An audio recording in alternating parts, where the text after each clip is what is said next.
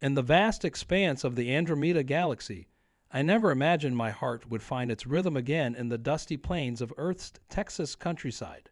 The loss of my life partner in the Great Celestial War had left me wandering through the stars, my silver skin reflecting the loneliness of space. As the last surviving member of my species' diplomatic corps, I was chosen to represent our world at the Interplanetary Peace Summit in Houston. That's how I found myself standing in a small-town diner just outside Austin, trying to make sense of something called a chicken fried steak, while my universal translator struggled with the local accent.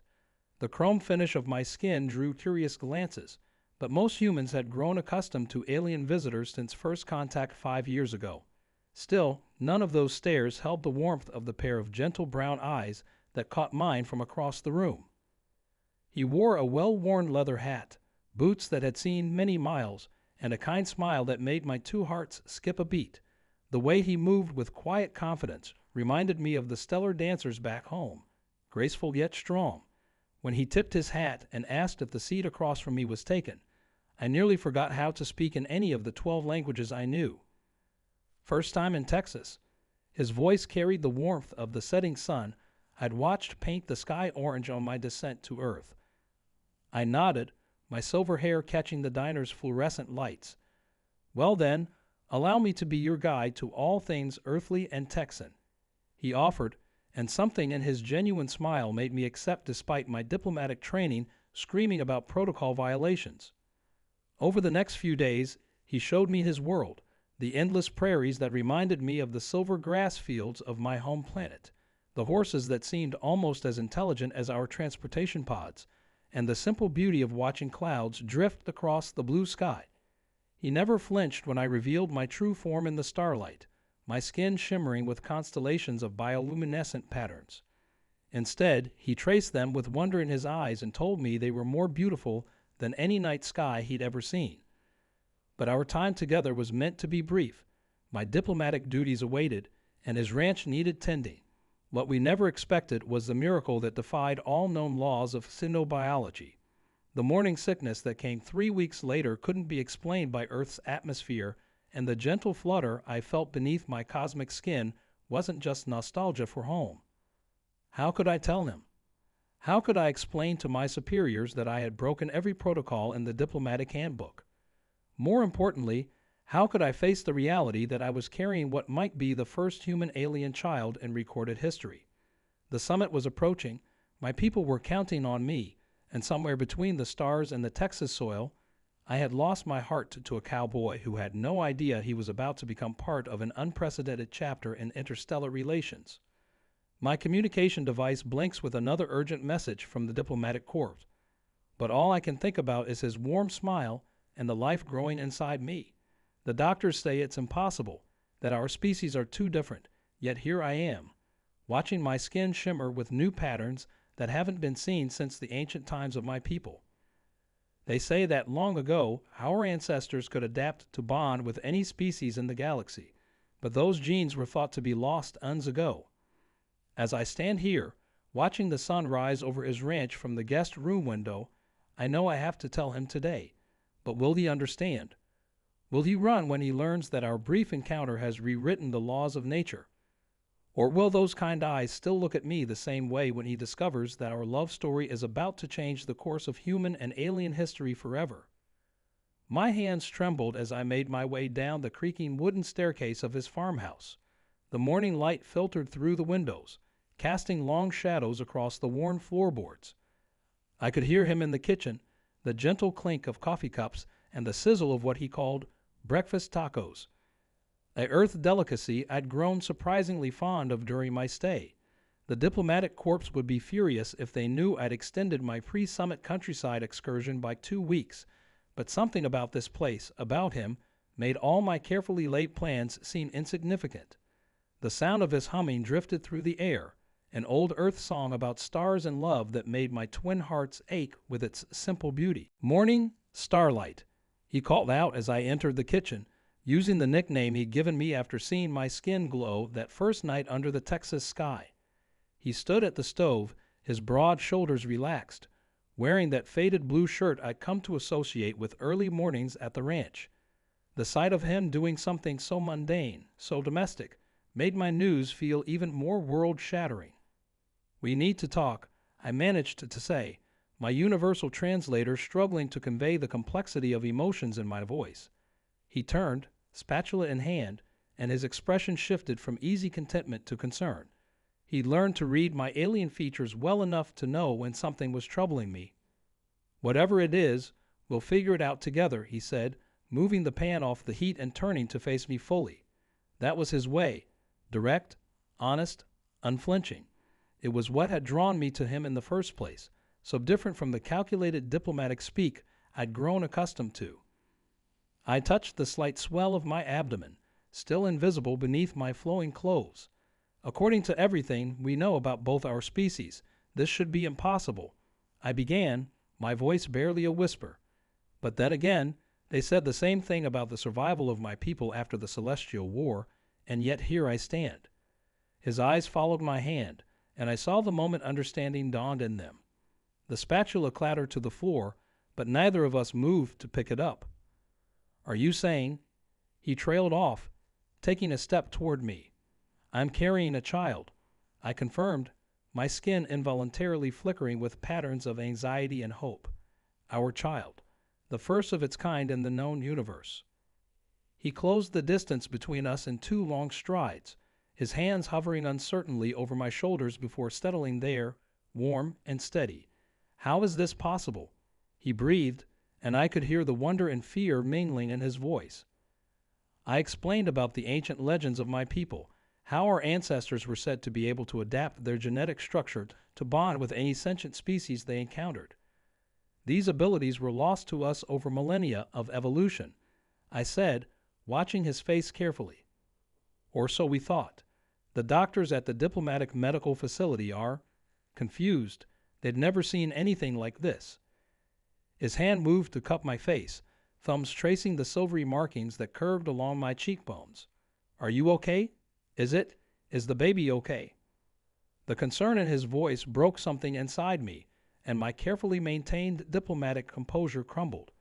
"I don't know," I admitted, letting my forehead rest against his chest. "This is unprecedented. The medical team wants to run more tests, but they're worried about drawing attention.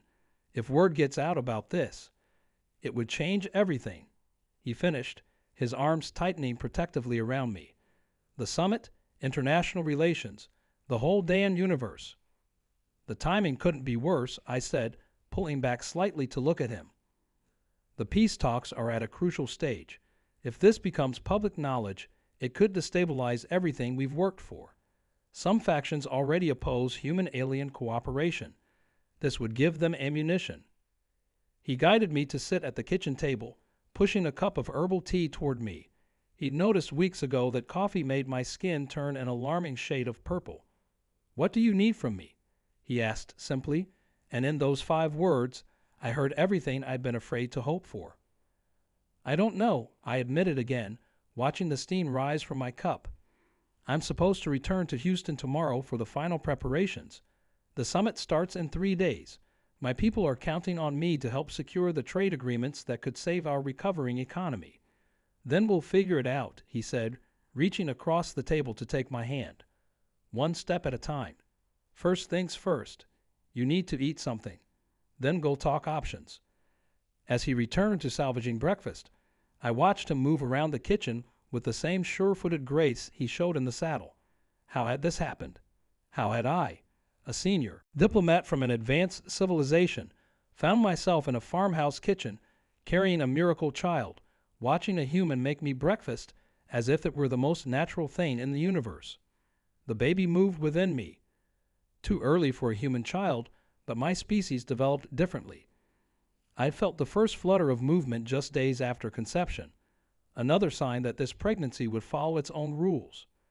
The medical team was fascinated by the rapid development, but all I could think about was how this child represented everything I'd thought I'd lost in the war: hope, family, a future worth fighting for. "I can hear you thinking from here," he said, setting a plate in front of me. "Eat first, worry later. That's the ranch way." I smiled despite myself, picking up the fork. "Is that your solution to everything?" Has it steered us wrong so far? He countered, sitting across from me with his own plate. His easy confidence was infectious, making even this impossible situation seem manageable. But as we ate, my mind raced through the complications ahead. The diplomatic corps would want to study this pregnancy, possibly even take control of it for security reasons. Earth's governments would have their own concerns and demands. And somewhere out there, my late partner's family still mourned their loss, still blamed humanity for the war that had cost us so much. How would they react to news that I carried a half-human child? "You're doing it again," he said softly, reaching across to touch my hand. My skin rippled with bioluminescent patterns in response to his touch, something that had fascinated him from the start. "We'll handle each challenge as it comes. Together."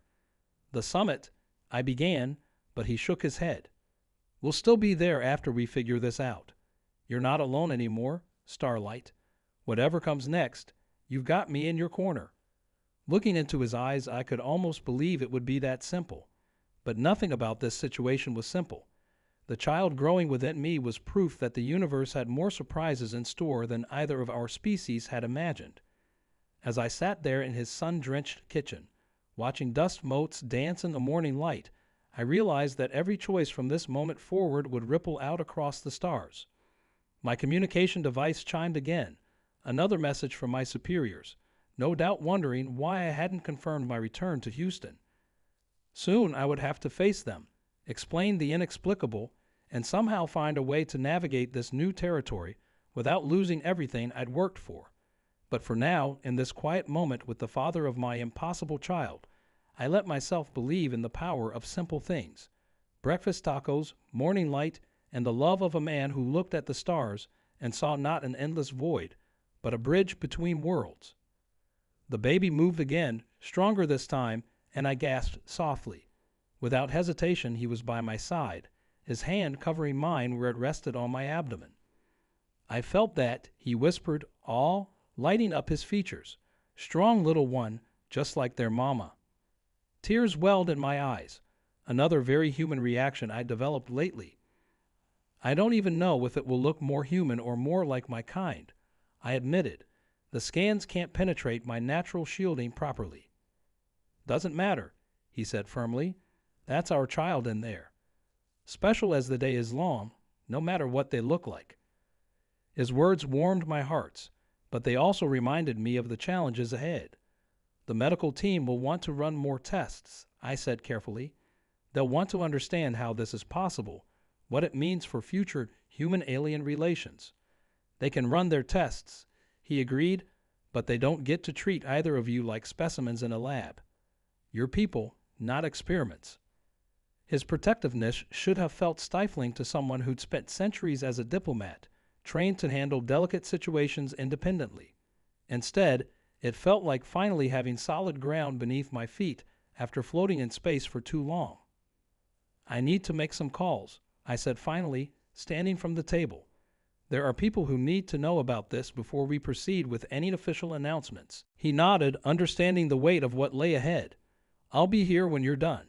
Got some fences that need mending anyway." He paused, then added with a slight smile, "Though I reckon there's some metaphorical fence mending in our future too."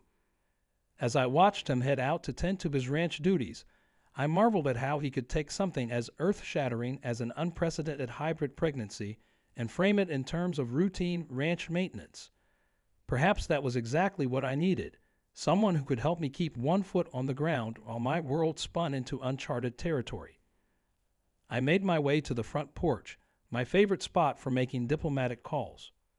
The view of the rolling Texas hills helped center me, reminding me that even the most complex problems could be solved with patience and perseverance. As I activated my communication device, I took a deep breath, watching him walk toward the barn, his figure silhouetted against the morning sun. Whatever came next, we would face it together, a widowed alien diplomat, a Texas rancher, and the miracle growing between us. As I waited for my superior's hologram to materialize, I placed a protective hand over my abdomen and whispered an ancient blessing from my homeworld. "May the stars light your path, little one, even when the way ahead seems dark." The air shimmered as the call connected, and I straightened my spine, ready to defend not just a diplomatic position, but the future of my family. The morning light caught the silver patterns on my skin, making them dance like starlight on water. Somewhere in the distance, a rooster crowed, reminding me that no matter how cosmic our situation might be, life on Earth continued its simple, beautiful rhythm. And perhaps that was the greatest lesson in all of this, that love, life, and family could flourish in the most unexpected places, bridging gaps between worlds that once seemed impossibly wide. As my superior's stern face materialized before me, I felt a surge of strength. This child was living proof that the universe had more beautiful surprises in store than any of us had imagined. Now it was time to help others see that too. The conversation ahead would be challenging, but I had something now that I'd lost in the celestial war: hope. Hope and a family that defied the very laws of nature to exist. As I began to speak, I felt the baby move again, as if lending me their strength. Whatever challenges lay ahead, we would face them together, under these vast Texas skies that somehow felt as endless as space itself. The Houston Medical Center's pristine white walls felt cold and impersonal after the warm wooden interiors of the ranch. I sat in the examination room, my skin pulsing with nervous patterns, while the Earth Alien Coalition's top medical experts huddled around their holographic displays. My cowboy stood beside me, his hand steady on my shoulder, though I could feel the tension in his grip. "The fetus's development is unprecedented," Dr. Chen announced, her eyes wide with poorly concealed excitement. "The genetic merger appears stable, but there are anomalies we've never seen before." The baby chose that moment to move, causing ripples of starlight to dance across my abdomen. "The child seems to have inherited both your bioluminescent properties and human cellular structure." The Peace Summit was scheduled to begin in less than 12 hours, and instead of preparing my opening speech, I was watching my child's heartbeat, hearts, plural, actually, flutter across the medical screens. The diplomatic corps had been surprisingly supportive after the initial shock, seeing the potential for this miracle to bridge our worlds in ways no treaty ever could. But others weren't so accepting.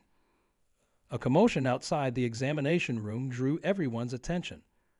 Through the frosted glass, we could see security personnel confronting someone. The door burst open, revealing Ambassador Krill, my late partner's father and the head of the conservative coalition. His chrome skin was dark with anger, a sign of extreme emotional distress among our kind. "This is an abomination," he declared, his translator barely keeping up with his rapid speech. "You dishonor my son's memory with this human corruption of our bloodline." His eyes fell to my swollen belly, where the child's movements were creating waves of light beneath my skin. My cowboy stepped forward, placing himself between me and Krell. "Sir," he said, his voice carrying that same calm authority he used with spooked horses, "I understand you're hurting, but that's your grandchild you're talking about." Krell's skin darkened further. "Grandchild? That thing is an experiment that should never have happened. Our species lost thousands in the war, and now you carry the offspring of one of them." He turned to the medical team. "The coalition demands this pregnancy be terminated immediately." Like hell, my cowboy growled, all pretense of diplomacy gone. I placed a hand on his arm, feeling his muscles coiled tight with protective anger. "Ambassador Krell," I said, forcing my voice to remain steady, "you forget yourself. The war is over. The peace treaty you're here to sign proves that both our peoples want to move forward. This child is not a corruption. It's proof that our species can do more than just coexist. We can create something beautiful together. The treaty will never be signed if this becomes public," Krell threatened. "I'll make sure of it. Our people will never accept." He was cut off by a sudden flash of brilliant light. Everyone in the room gasped as my entire body illuminated with patterns never before seen in our species, ancient symbols that hadn't appeared since the days of our ancestors. The baby was responding to the conflict, their developing powers already stronger than any our people had seen in generations. The medical equipment began registering unprecedented energy readings. Dr. Chen rushed to check the monitors while security personnel hovered uncertainly in the doorway. My cowboy's hand found mine, squeezing gently, grounding me as the light show continued. "These patterns," Krell whispered, his anger momentarily forgotten in his awe. "They're from the ancient codex, the prophecy of unity." His voice trailed off as the symbols shifted and swirled across my skin. Suddenly, alarms began blaring throughout the medical center. Red emergency lights flashed in the corridors outside. Dr. Chen's face went pale as she looked at her screens. The baby's energy signature is interfering with the hospital systems. It's affecting everything within a mile radius. "What's happening?" my cowboy asked, his calm voice belying the concern in his eyes. Before anyone could answer, a sharp pain shot through my abdomen. The lights in the room flickered wildly as my skin's glow intensified. Something was happening, something none of us could have predicted. The child within me was wielding powers that hadn't been seen in my species for millennia. Through the window, we could see the Houston skyline, where building lights were pulsing in sync with my child's energy signature. News helicopters were already circling, their cameras capturing the mysterious light show. So much for keeping this quiet until after the summit. "We need to stabilize her," Dr. Chen ordered, but none of the medical team could get close. The energy field around me was too strong. Ambassador Krell stood frozen, watching as the ancient symbols of our people danced across my skin. "The prophecy speaks of a bridge between worlds," he murmured, almost to himself. "A child of two realms who would awaken the old powers." Another wave of pain hit me, stronger this time. The baby's movement felt different, more purposeful somehow.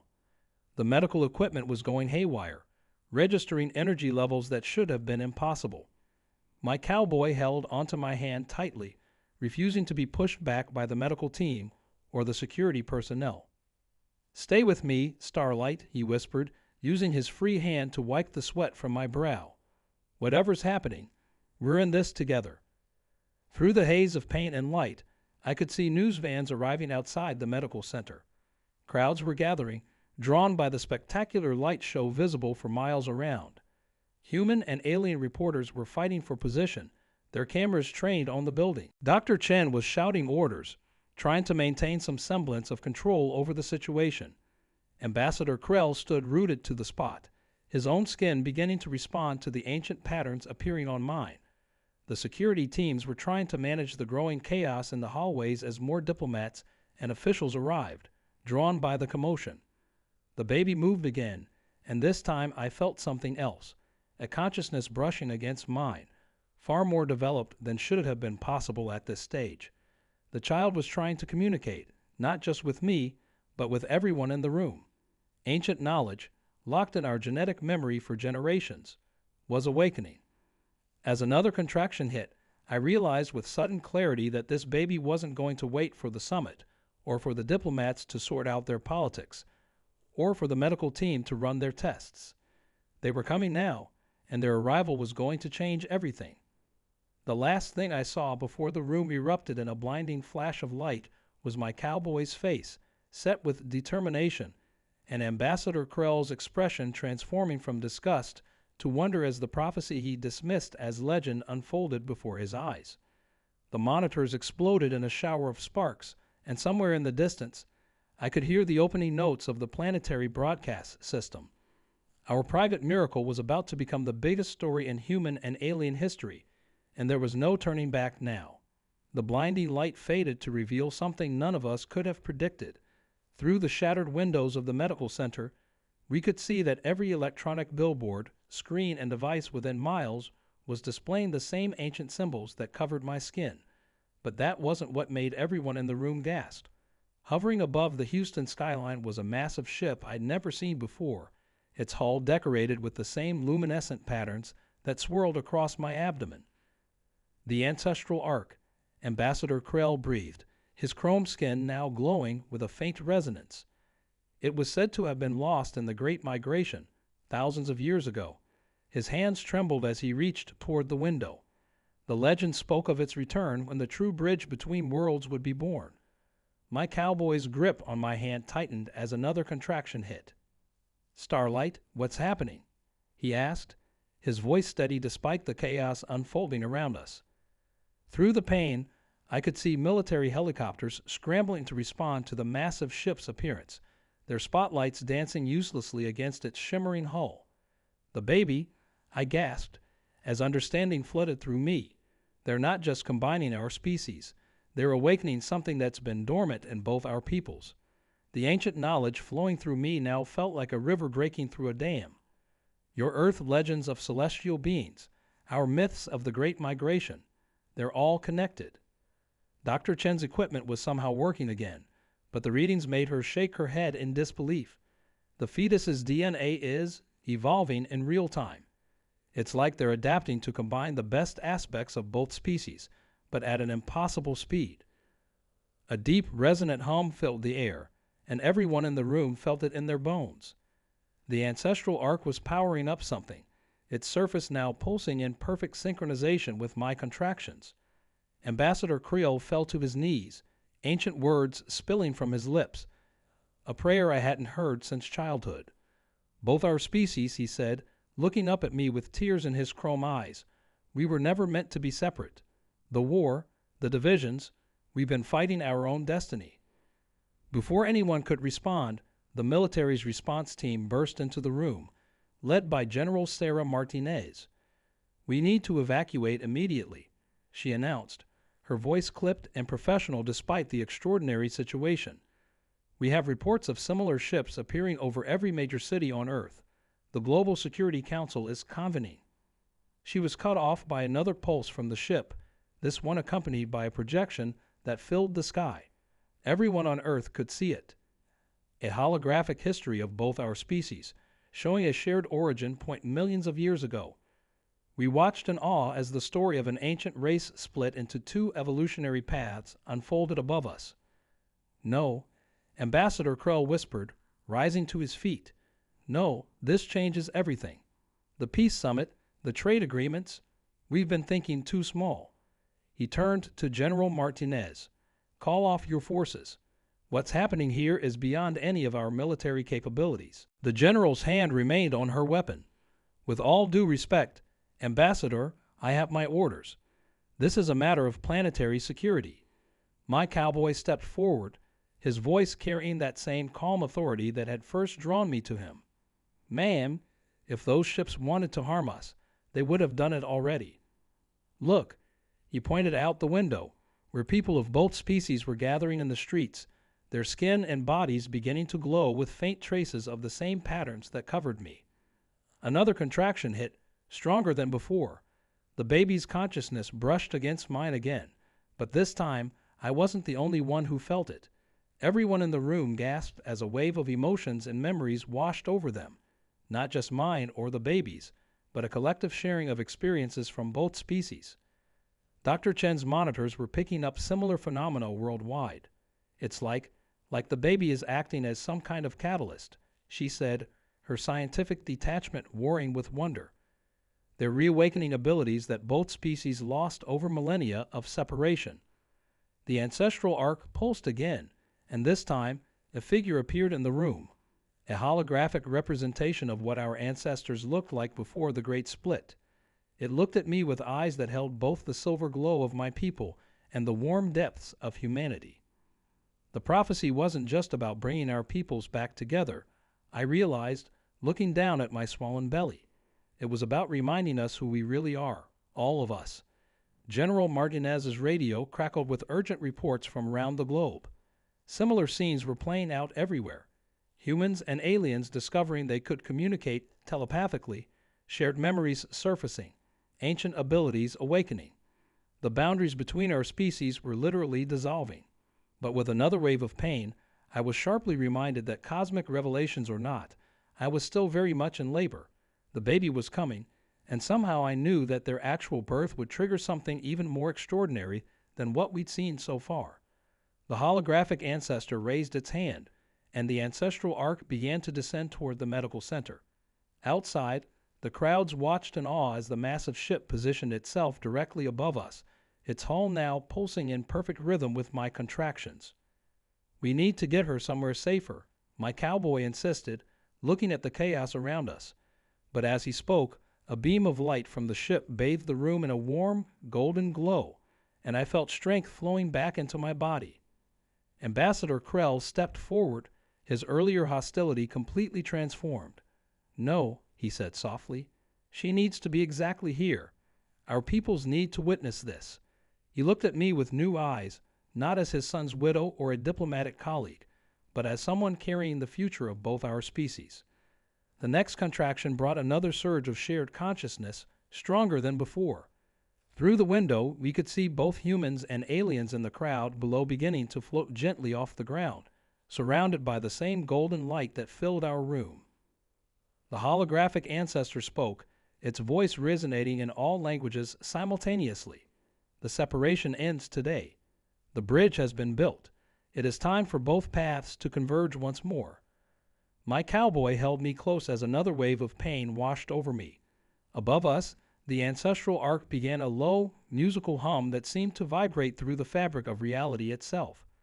Whatever came next would rewrite everything we thought we knew about both our species. Through the pain and the wonder, one thought stayed clear in my mind. Our child wasn't just a miracle of love between two individuals. They were the key to awakening the truth about both our peoples, a truth that had been sleeping in our genes since the dawn of time, waiting for the right moment to remind us that the divisions between us were never meant to be permanent.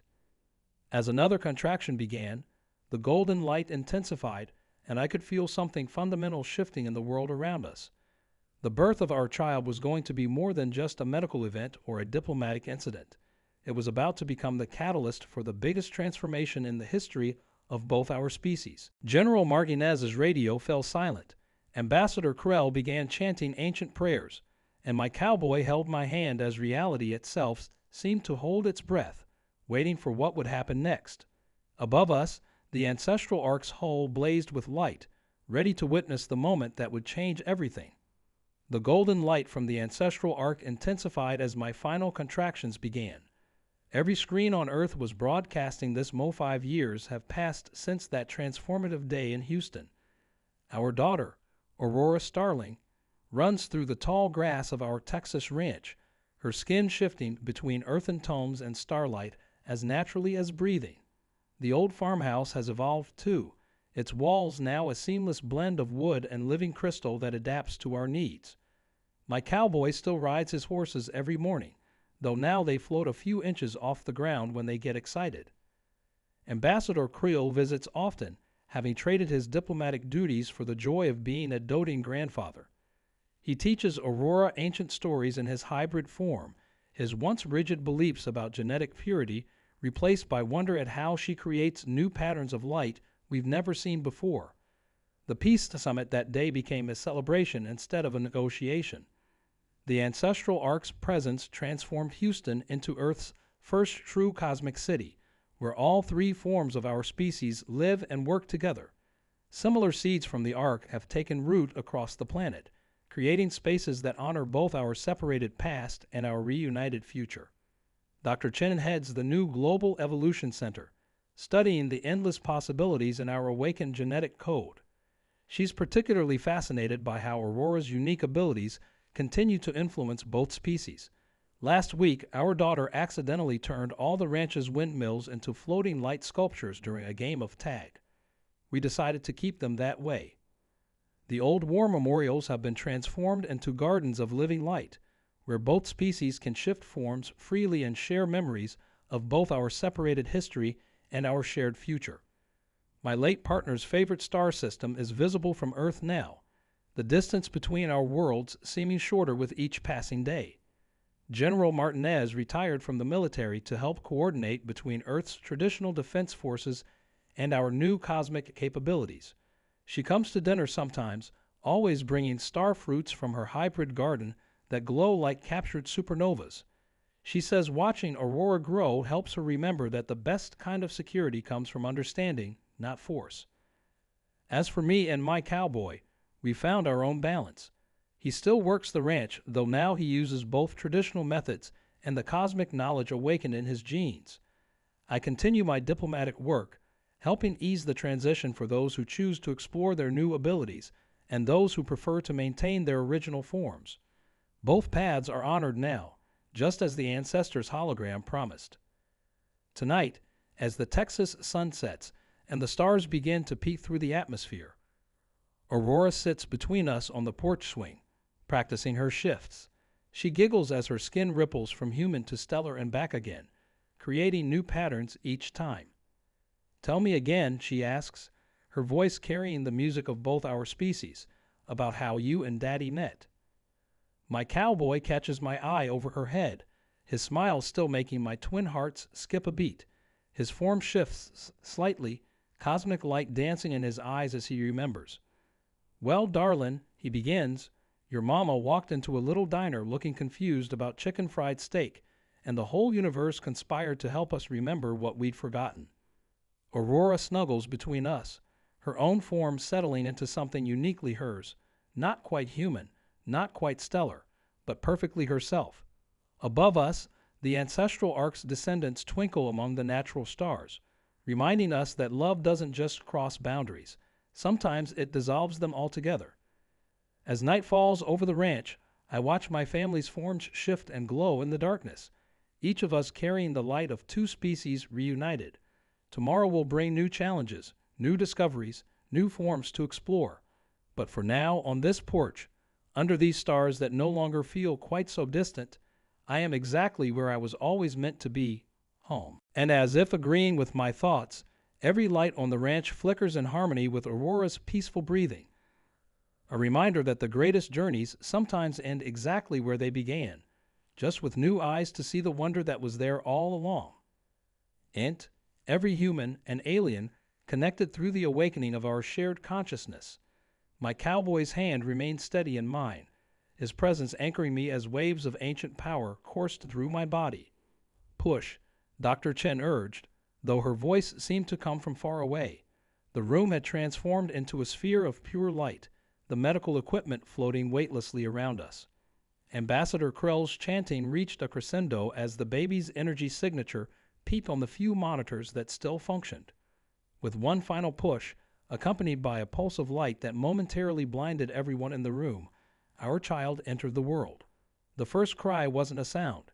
It was a wave of pure joy that rippled across the planet, touching every mind, every heart, human and alien alike. As the light dimmed enough for us to see, the entire room fell silent in awe. Our baby girl had skin that shifted between human tones and chrome silver, with constellations of light dancing beneath the surface. Her eyes, when she opened them, were deep brown like her father's but with swirls of starlight in their depths. But it was what happened next that truly changed everything. As Dr. Chen placed her in my arms, our daughter reached out and touched both my face and her father's simultaneously. In that moment, every person on Earth and every alien visitor experienced a vision, not of the future, but of the past. We saw the truth that had been hidden in our genetic memory for millions of years. Earth wasn't just humanity's home, nor were the distant stars solely the domain of my people. Both species had been one race, ancient and powerful, who had chosen to split their evolution into two paths as an experiment in diversity. The ancestral arc hadn't just been lost. It had been deliberately hidden, waiting for the moment when both branches of our family were ready to remember. "She's beautiful," my cowboy whispered, tears streaming down his face as he gently touched our daughter's cheek. To everyone's amazement, his skin briefly flickered with the same cosmic light that covered mine, while my own took on a more human tone where we touched. Ambassador Krell stepped forward, his earlier prejudice completely transformed by the shared vision. The prophecy wasn't just about bringing our peoples back together, he said, his voice thick with emotion. It was about evolving into something new, something that combines the best of both paths. General Martinez lowered her weapon entirely, touching her radio with trembling fingers. "Stand down all forces," she ordered. "And someone get the president. They need to see." She stopped as another wave of light pulsed from our daughter, and suddenly language itself became unnecessary. Every being on Earth could communicate directly through thought and emotion, sharing a connection that transcended words. The holographic ancestor smiled at our child and spoke one last time. "The experiment is complete. Two paths have become three, those who remained human, those who evolved into the stellar people, and now a new branch that bridges both. The choice of which path to follow belongs to each individual." As if in response to these words, something extraordinary began to happen. All across the planet, humans and aliens found themselves able to shift between forms at will. taking on characteristics of either species or settling into a new hybrid form like our daughters. The rigid boundaries between our peoples literally dissolved as each person discovered they had the ability to choose their own path. My cowboy's skin rippled with starlight as he held us both, but he maintained his primarily human form. "Looks like I can visit your homeworld without a spacesuit now," he said with a grin, his eyes now carrying their own hint of cosmic light. Ambassador Krell, to everyone's surprise, chose to shift into a form more human than alien. "In honor of my grandchild," he explained, "and as a reminder that change is not something to fear." The old diplomat's eyes were wet as he gazed at our daughter. My son would have been proud of this moment. The baby cooed, sending another wave of joy across the planet. Dr. Chen's monitors showed something remarkable. Our daughter wasn't just switching between human and alien DNA. She was actively creating new genetic combinations, showing both species the potential that lay within their own cells. But the greatest surprise came from the ancestral ark itself. As our daughter drifted off to sleep in my arms, the massive ship began to transform. Its metallic surface became organic, then crystalline, then something entirely new, a physical demonstration of the endless possibilities that lay before both our peoples. The ark isn't just a ship, I realized, understanding flowing through me.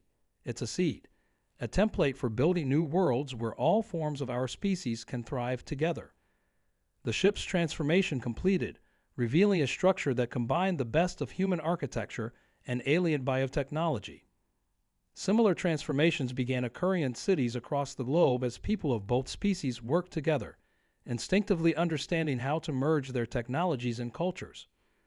My cowboy looked out at the changing skyline, then back at our sleeping daughter. "Well," he drawled, somehow maintaining his Texas charm even with cosmic energy flowing through him, "guess this means we'll need to build a nursery that works for all three forms." Laughter rippled through the room and across the planet. As the truth of our new reality settled in, the peace summit would still happen, but now it would be about something far more profound than trade agreements.